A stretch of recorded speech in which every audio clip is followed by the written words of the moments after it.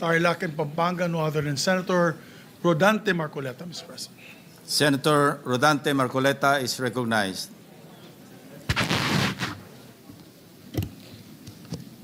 Marami pong salamat, Mr. President. Ako po ay tumatayo ngayon para sa isang usaping pampersonal at pangkalahatang pribilehyo. Ginoong Pangulo, ang gulo-gulo na po natin.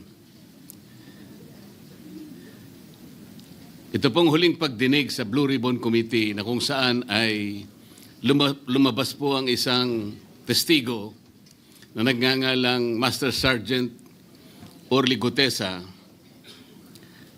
Ako po ay nabansagan na kulang po sa kortesiya. Para sa akin po ay hindi po tama na nagpapasaringan po tayo ng ganun. Iisa po ang ating layunin. Hindi po tayo magkakalaban sa layunin na matuntun po natin ang pinaka-problema kung bakit nasadlag po ang ating bansa sa ganitong kalagayan. Hindi ko naman po kasalanan ako po'y hanapin ni Sergeant Gutesa. Hindi ko po siya kilala eh. Hindi ko po kasalanan kung ako po ang hinanap niya at hindi iba. Nung pong makita ko po yung kanyang salaysay, ang sabi ko lamang po sa kanya ay, kung malakas ang loob mo talaga at naniniwala kang dapat mong gawin ito para sa iyong bansa, dalawa lang ang pwede mong gawin para sa akin. Ipanotaryo mo yan at kung malakas ang loob mo bukas ng umaga bago mag-alas 9, kailangan nandun ka na sa Senado. Alam po yung notaryo, para sa akin lang po yun eh. Gusto ko lamang siyang testingin kung talagang totoo nga ang kanyang mga gustong banggitin. Ang pinakamahalaga po ay haharap siya, tatayo, at susumpa sa kalagitnaan ng pagdinig.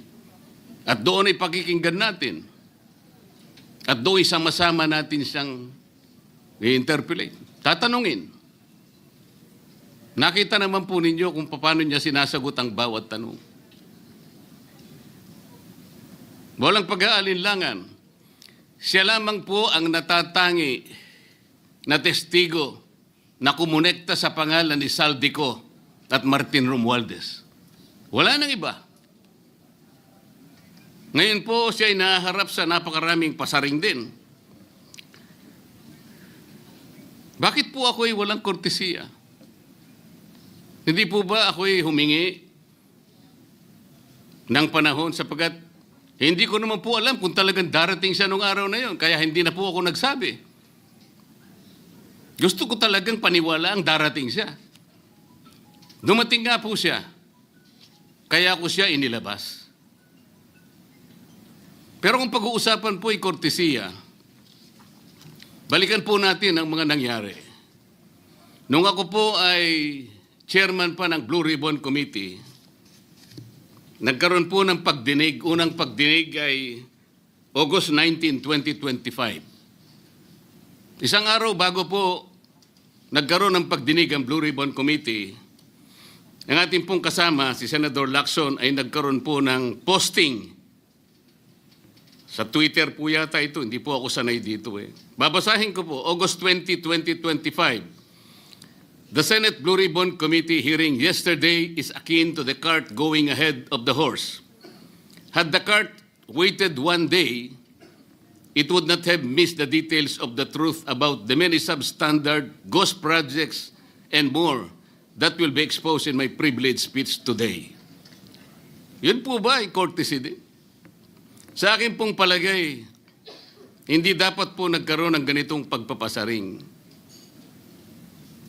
Alam ko po ba kung sino-sino ang tatayo para mag-deliver ng privilege speech?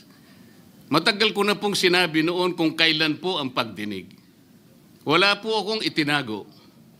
Ngunit kung sasabihin na kung naghintay kami ng isang araw, ay mas marami pa sanang mga detalye at katotohanan ang naihayag.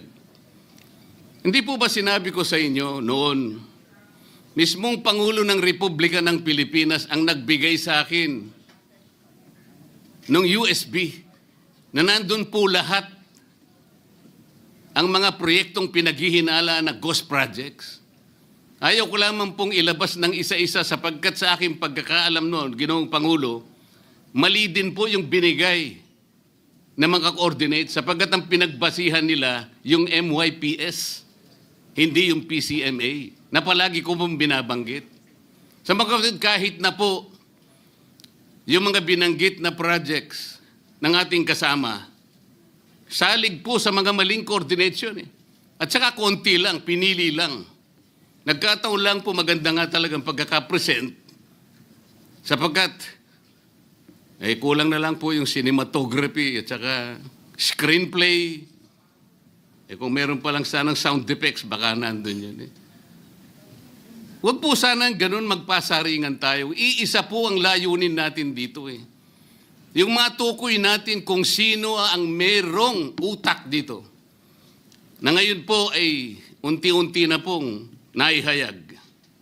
Sino bang natatakot kay Martin Romualdez? Marami po siguro dito sa kapulungan ito.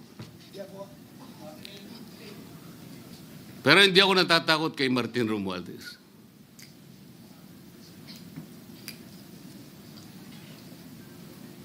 Ngayon po, kino-question po yung notarization ng statement ni Gutesa. Dahil yung babae po, yung abogadong babae, nag-notarize, tinalikuran po niya ang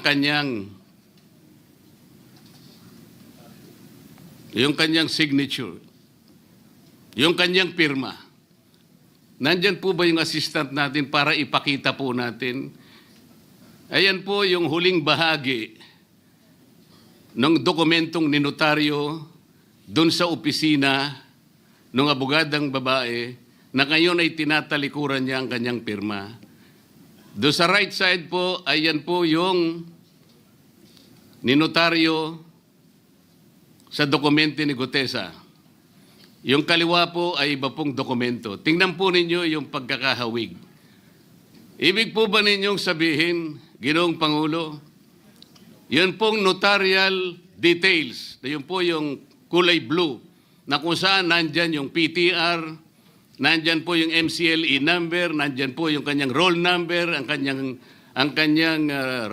kanyang address. Nakuha po ba ni Gutesa mula sa opisina ng abogada at in-stamp niya? Pagkatapos po yung detalye na nasa bandang kaliwa na kung saan makikita nyo document number, page number, book number, series of 2025. Makukuha po ba ni Gutesa mula sa libro, mula sa notarial register ng abogado? Paano niya makukuha? Tingnan po ninyo yung kabila, ganun din. Bakit po natin hahanapan ngayon si Gutesa at sasabihin pa natin dahil lamang tinalikuran ng babaeng nagnotaryo ang kanyang pirma? Pangkaraniwan na po kasi, Ginoong Pangulo, kahit pumunta kayo sa maraming lugar na kung saan nagnunotaryo, hindi nyo po makikita ron ang abogado. Iaabot nyo lang sa kanyang papel ninyo, pagkatapos isosoli niya sa iyo, pagkatapos nyong magbayad. Itatanong po ba ni Ginoong Gutesa, bago siya umalis, tatanungin po ba niya doon sa babaeng kausap niya kung sino man yun, Madam, kayo po bang may pirma nito? Wala pong ganun eh.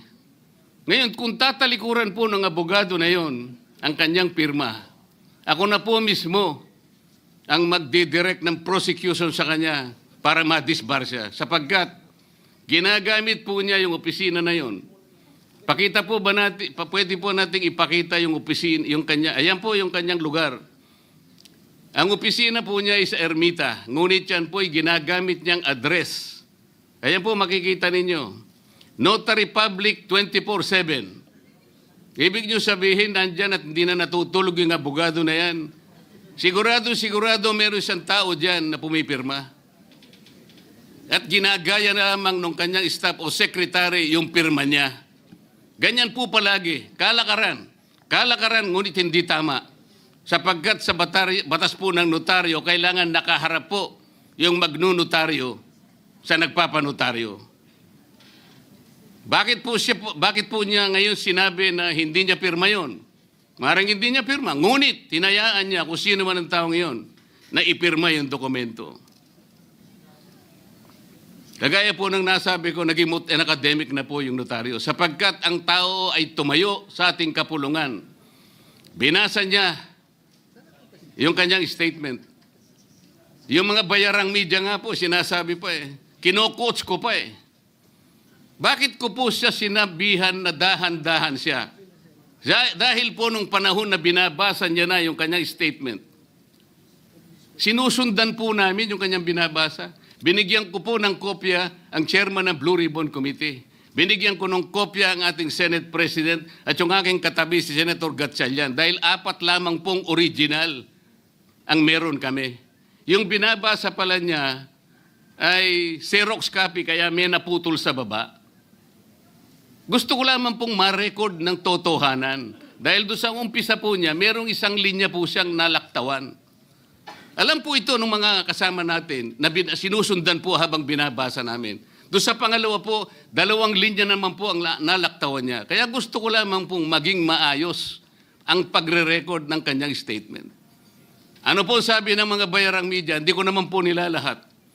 Kaya ako po hindi nagpapa-interview sa kanila Alam ko po ang karakter ng ating media ngayon.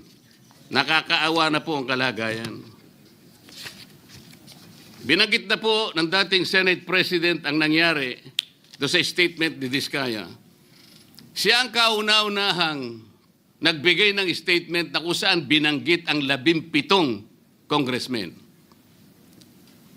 Ngunit nakakapagtaka. Hindi na po natin tinutuntun yung 17 na yun. Kagaya na nga sinabi ng Senate President, napupunta na, natutuon na yung pagtuntun sa mga kasama natin dito. Bakit po? Natatakot ba tayo kay Martin Romualdez? Siguro po, yung iba sa inyo natatakot. Ginoong Pangulo, naghalo na po ang balat sa tinalupan. Bakit po? Ngayon ko lamang po nakita sa pagdinig ng Blue Ribbon Committee. Nandun po yung Justice Secretary. Hindi pa po natin natatapos na pagtatanungin yung respondent, yung resource person, na tayo po ang merong legal and physical custody. Hindi ko maintindihan kung bakit dadalhin niya sa kanyang opisina at pagbalik niya, meron na siyang supplemental affidavit. Ano po ba itong nangyayari sa atin? Meron na ba tayong alituntunin? Meron na ba tayong agreement sa pagitan ng DOJ at ang pag-imbestigang ginagawa natin sa Blue Ribbon Committee? Hindi ko na po maintindihan kung ang Blue Ribbon Committee is the investigative arm of the Department of Justice. Ang sabi ko po nung nasa ikalimang pagdinig pa lang tayo, sapagkat nakikita ko na po ito, kaya po naghangad pa ako sa ating chairman no na sana'y paraanin niya ako, meron lang akong gustong isang guni muna at pag-usapan sana muna. Hindi naman po ako nabigyan ng pagkakataon kaya nagkaroon pa po ng konting sagutan doon. Ito po yung gusto ko sanang ayusin muna, pag-usapan muna natin. Lalong-lalo na po ang kaugnayan natin sa bagong tatag na ICI, Independent Commission on Infrastructure. Ano po bang ugnayan natin dito? Hindi po ba tayo mag-uusap muna? Hindi ba tayo gagawa ng regulasyon muna? Meron po tayong mga doktrinang isinasaalang-alang. Nasaan na po ang institutional boundaries? Nasaan na po ang separation of powers? Nasaan na po ang system of checks and balances? Di ba natin isasaalang-alang ito? Dadalawang tao lamang po ba ang mamamagitan sa pagitan ng mga institusyon na ito? At mawawala na po kami sa picture? Are we supposed to be kept in the dark, Mr. President? Yung po, kung mo ba sinabi ng ICI na isa sa kanilang mga poder, kapag ka nag-request po sila, makakakuha sila ng impormasyon sa House of Representatives, sa Senate, sa Korte, sa Sandigang Bayan, at kahit sinong otoridad. Ibig ba sabihin wala na tayong opsyon na tumanggi? Kailangan po natin pag-usapan muna yon. Ang nangyayari po sabog-sabog na po eh. Baka nga yun ang isang dahilan kung bakit nag-resign po yung advisor na si Mayor Magalong ng Baguio. Yung pong mga pasaring, ito po yung nakakapagbigay sa atin ng hindi naman kailangang pag-aaway-away o pag-aalitan. Hindi po maganda sa ating panig ito. Tingnan lamang po natin yung interview sa DCMM ng ating kasamahan, chairman ng Blue Ribbon Committee, ng mga host ay si Victoria Tulad at si Christian Yosores noong September 28, 2025. Ang tanong po nila, ilang hearings pa ang nakikita ninyong gagawin ninyo? Ang sagot po ng ating kasama, Senator Lacson, yun ang hindi ko pa masabi. Dahil kung may bagong lumalabas na mga testigo at masustansya yung sasabihin, meron pang mga kakulangan na dapat na mapunuan, magtawag tayo ng pagdinig. Tama naman po yun. Pero ito pong pangalawang saknong, ang sabi po, pero kung paulit-ulit lang at masa-sidetrack o kaya palihis yung direksyon ng inquiry, yun ang i-assess namin kasi medyo lumihis na. Ano po yung lumihis? September 28, dito lumabas si Master Sergeant Orly Gutesa. Lumihis po ba o dumiretso? Mula kay Saldico, ikinonekta po niya kay Martin Romualdez. Sa akin palagay, dumiretso po, hindi tayo lumihis eh. Pagkatapos tinanong pa po, do you think po, coach po si Gutesa? At iba pong observation, baka si Senator Rodante Marcoleta dahil parang sinabihan siya nung nagbabasa siya. O nalimutan mo, balikan mo itong paragraph na ito. Naipaliwanag ko na po kung bakit ko lamang siya sinansala at sinabi kong balikan mo sapagkat meron nga po siyang nalalaktawan base po sa sinusundan namin na binabasa niya na dokumento.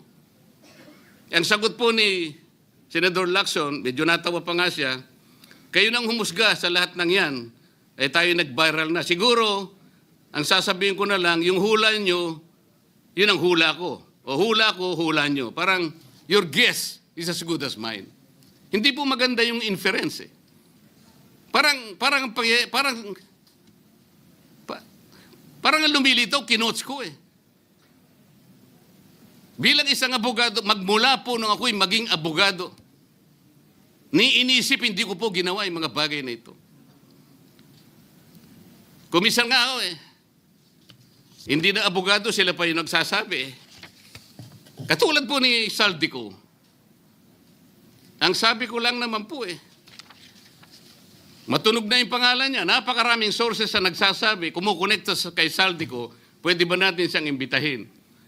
Ang sabi po, hindi na raw siya imbitahin because of interparliamentary courtesy. Ang sabi ko po, ang interparliamentary courtesy hindi po nalalabag kung iimbitahin lang siya. Halimbawa, invitation letter lang. Nagawa ko po yun kay Congressman Toby Chanco. Voluntaryo po yun eh. Kung darating siya, salamat. Kung hindi siya darating, okay lang. Ngunit, ang pinag-uusapan natin ay problemang kasangkot na po ang kinabukasan ng ating bansa. Sasabihin ba natin interparliamentary courtesy? Nakikinig po ang buong bayan. Tatakpan po ba natin ang dahil sa interparliamentary courtesy? Nakasulat po ba sa bato yun? Absolute po ba yun? Yun po yung aking ikinasasama ng loob eh. Hindi po tayo dapat mag-away-away. Iisa po ang ating layunin. Ang ating bansa ang pinaka-importante sa ating lahat. Bakit po kinakailangang ilihis natin? Bakit po tayo gagawa ng paraan para pagtakpan po natin ang hindi dapat pagtakpan? Ginoong Pangulo, ngayon po'y masasabi ko, si Master Sergeant Orly Gutesa ay mas credible pa po kaysa sa marami sa atin dito sa kapulungan ito. Si Master Sergeant Orly Gutesa, mas matapang kaysa sa mas marami dito sa ating kapulungan. Maraming salamat po, Ginoong Pangulo. Thank you, Senator Marcoleta.